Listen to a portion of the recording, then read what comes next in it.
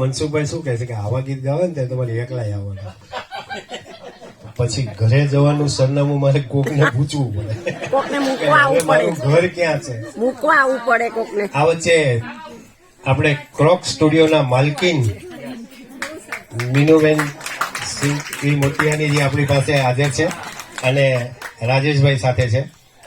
એ બહુ જ સરસ કલાકાર છે, ગાયક છે, બહુ સારા. અને મીનુબેનને તો કહેવાનું હોય જ નહીં, ક્યાંક એની માટે તો આપણે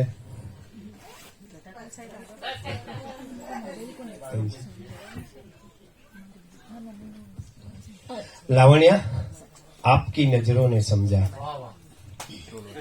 પહેલા તો સૌપ્રથમ આંટી અંકલ બંનેને ખૂબ ખૂબ શુભેચ્છા અને મારા પ્રણામ.